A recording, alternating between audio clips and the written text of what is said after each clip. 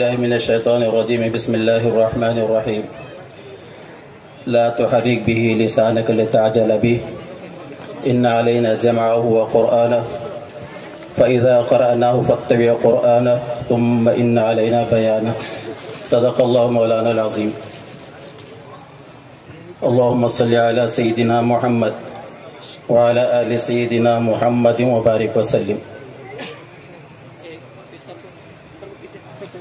معزز علماء کرام، بزرگان محترم، دینی بھائیوں، میں 2-4 منٹ کے لیے آپ کے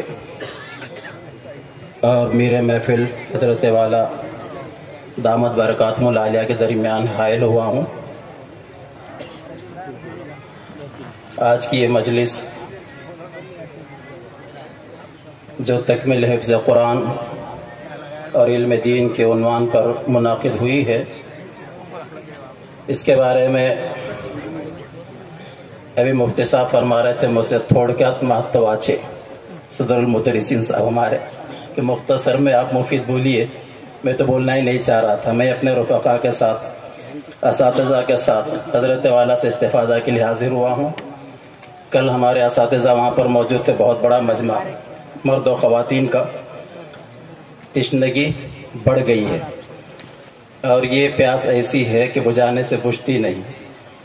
چنانچہ مختصر مفید اس اجلاس کے بارے میں حضرت مولانا اسد اللہ صاحب رحمۃ اللہ تعالی علیہ، حضرت تھانوی کے خلیفہ و مجاز، جن سے دور طالب علم میں بندے کی ملاقات ہے، ان کے اس شعر میں سمجھتا ہوں کہ اس پورے منظر کی عکاسی ہوگی. حضرت فرمایا کرتے تھے ایسی مجالس کے بارے میں، ناز کرتا ہے فلک ایسی زمیں پر اسات، ناز کرتا ہے فلک ایسی زمیں پر اسات جس پہ 2-4 گھڑی ذکر خدا ہوتا ہے. تو آسمان بھی رش کر رہا ہے اس مجلس پر. اور سورہ بینہ کی جو آیات تلاوت کی گئی ہیں، اس کے تفصیل کے لیے بہت وقت کی ضرورت ہے. نہ میرا علم اتنا ہے، نہ وقت اس کی گنجائش دیتا ہے. لیکن یہ جلسہ اسی آیت کی عملی تفسیر ہے. مفسر قرآن ابن عباس رضی اللہ تعالیٰ عنہ فرماتے ہیں کہ جب قرآن مجید نازل ہوتا تو نبی اکرم صلی اللہ علیہ وسلم بھی ساتھ ساتھ پڑھتے تھے. ایک تو وحی کا بارے گراں، اس کا تحمل، اس کو محفوظ رکھنا. تو اللہ تبارک تعالیٰ نے فرمایا کہ حبیب ہم نزول قرآن کے وقت آپ اس کو پڑھنے میں جلدی نہ کریں. اس کے حفاظت، آپ کے ذریعے سے اس کو پڑھانا، پھر آپ ہی کے ذریعے سے اس کے معنی و مطالب کو بیان کرنا، یہ سب ہمارے ذمہ ہے. مفسرین فرماتے ہیں 3 باتیں اس آیت کے اندر اللہ نے فرمائی ہیں. تحریر و کتابت کے ذریعے سے قرآن کو محفوظ رکھنا، حفظ کے ذریعے سے، تجوید و ترتیل کے ذریعے سے تلاوت کر کے محفوظ رکھنا، اور اس کے معنی و مطالب کو بیان کر کے اس کو محفوظ رکھنا. الحمدللہ یہ مدارس اسلامیہ اسی سلسلے کو انجام دے رہے ہیں، اور خاص طور پر آپ کا یہ قدیم اور بہت موقر بافیض ادارہ دارالعلوم بھی اس کام میں عملاً شریک ہے. پچھلے دنوں چند سالوں سے یہاں پر حاضری ہوتی رہتی ہے. ابھی پچھلے ہفتے ہمارے پاس حفظ کے اساتذہ امتحان کے لیے یہاں پر آئے تھے. غالباً 7 جماعتوں کا امتحان انہوں نے لیا یہاں پر آ کر، اور میں نے ان سے گزارش کی تھی کہ امتحان کے بعد جو رپورٹ آپ مرتب کریں گے اس کو فوٹو کاپی لے کر آئیے، میں اس کو پڑھنا چاہتا ہوں، اور اپنے اساتذہ کو جمع کر کے ان کے عملی زبانی تاثرات بھی ان کے سامنے رکھیں. الحمدللہ بچوں نے بہترین انداز میں اپنا تعلیم مظاہرہ پیش کیا، نتائج سے ظاہر ہے. اسی طرح ششمائی امتحان کے موقع پر عربی درجات کے امتحان کے لیے اساتذہ آئے تھے، اور یہاں سے بھی ہم اساتذہ کو مدعو کرتے ہیں.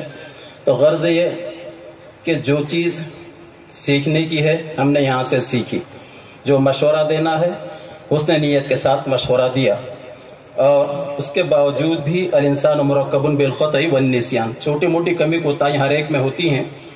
بعض احباب کو کچھ اعتراض ہوتا ہے لیکن انداز بیان وہ مناسب نہیں ہوتا. میں تمام اہلیان بیڑ سے گزارش کرنا چاہتا ہوں کہ آپ کے اس شہر میں الحمدللہ یہ ادارہ اللہ تبارک تعالیٰ کے نعمت غیر مترقبہ ہے، قدیم ادارہ ہے، بافیض ادارہ ہے، اور آپ حضرات کے تعاون سے دن بدن ترقی کر رہا ہے اور انشاءاللہ کرتا رہے گا. مدارس کی جتنی اہمیت پہلے تھی آج بھی ہے اور صبح قیامت تک رہے گی۔ وجہ اس کی کہ جتنے شعبہ جات ہیں، چاہے وہ تبلیغ کا شعبہ ہو، چاہے تزکیہ یعنی خانقاہ لائن کا شعبہ ہو، یا تعلیم و تعلم کا، ان تمام چیزوں کو روح اور اسپرٹ ان مدارس سے سپلائی کی جاتی ہے۔ اب اس کے بعد ہماری اپنی ذمہ داری ہے کہ تعاون علی البر والتقوی کے تحت ہم ان اداروں کا تعاون کریں، اور اگر کوئی بات ہے افہام و تفہیم کی، کیونکہ کسی پر وحی نازل نہیں ہوتی، الانسان مرکب بالخطأ والنسیان، تو اس کے لیے طریقہ کار یہ ہو کہ علامہ شبیر احمد عثمانی رحمۃ اللہ تعالی علیہ کے اس جملے کو ہم لکھ لیں اپنے پاس، اور وہ انداز اصلاح کا اختیار کرے تو واقعی اصلاح ہو سکتی ہے۔ حضرت فرماتے ہیں اصلاح کے طریقے میں اس کے 3 جز ہیں: بات حق ہو، نیت حق ہو، اور طریقہ حق ہو۔ بات بھی صحیح ہو، نیت بھی صحیح ہو، اور طریقہ بھی صحیح ہو۔ ان 3 چیزوں میں اس کو ایک چیز اگر چھوٹ جائے گی تو وہ اصلاح نہیں ہو سکتی اس کی۔ وقت اجازت نہیں دیتا ورنہ میں کچھ باتیں آپ سے عرض کرتا۔ الحمدللہ جب بھی مشورہ طلب کیا جاتا ہے، حاضری ہوتی ہے، جو چیز سمجھ میں آتی ہے اس کے مطابق رائے دی جاتی ہے، اور اللہ تعالیٰ جزائے خیر دے یہاں کے اساتذہ و منتظمین کو۔ صدر مجلس یہاں پر تشریف فرما حاجی اقبال صاحب، پہلے روز بندے نے ان سے کہا تھا کہ حاجی صاحب میرا معاملہ شاید چلا تو چاند تک، نہیں تو شام تک، کیونکہ مزاج ہے ہمارا۔ ایک ادارے میں ہمارے اساتذہ ساتھ ہم امتحان لینے کے لیے گئے، امتحان لیا، رپورٹ لکھی، تو بیچاروں نے فیصلہ کیا کہ آئندہ سال سے ان کو مت بلاؤ۔ ہم نے کہا ہم کو بھی ضرورت نہیں آنے کی، ہم حاضری کے آدمی تو ہے نہیں۔ خندہ پیش آنے سے کوئی حق بات اگر قبول کی جاتی ہے تو وہ نافع ہوتی ہے۔ اور ایک آخری بات عرض کر کے، کیونکہ بعض احباب کو کچھ اعتراضات ہوتے ہیں، شکوک و شبہات ہوتے ہیں، خواہش ہوتی ہے کہ ہماری بھی سنی جائے، تو اللہ کے نبی صلی اللہ علیہ وسلم کے ارشاد ہے المؤمن مرآۃ المؤمن، ایک ایمان والا دوسرے ایمان والے کا آئینہ ہوتا ہے۔ اور حضرت تھانوی رحمۃ اللہ تعالیٰ نے اس حدیث کی تشریح میں یہ ارشاد فرمایا کہ آئینے کا مطلب یہ ہے کہ جب ہم چہرہ دیکھیں تو آئینہ ہمارے چہرے کے داغ دھبے بتلائے گا، اگر نہ دیکھیں تو نہیں بتلاتا۔ ایک بات تو یہ۔ دوسرا یہ کہ جتنے داغ دھبے ہیں، جتنی پھنسیاں چہرے پر ہیں، اتنی ہی بتلائے گا۔ پھنسی ایک ہے اور کہنے لگا کہ 2 ہیں، یہ آئینہ کبھی نہیں کر سکتا ایسا۔ اور تیسری خوبی آئینے کے اندر یہ ہے کہ جس کے داغ دھبے ہیں وہ اسی سے بیان کرے گا۔ میرے چہرے کے داغ دھبے آپ سے اور آپ کے مجھ سے بیان نہیں کرے گا۔ شاید کہ ان چند جملوں میں بہت بڑا پیغام ہے۔ اللہ ہمیں سمجھنے کی اور عمل کرنے کی توفیق عطا فرمائے۔ حضرت والا تشریف فرما ہے، ایک تو عظمت کا دبدبا بھی ہے اور دوسرا وقت کا احساس بھی ہے۔ بس میں دعا کرتا ہوں کہ اللہ جل جلالہ و من والے اس ادارے کو بے انتہا ترقیات سے نوازے، اور تمام معاونین و انصار کو اللہ دارین میں بہترین جزا نصیب فرماوے۔ وآخر دعوانا الحمدللہ رب العالمین۔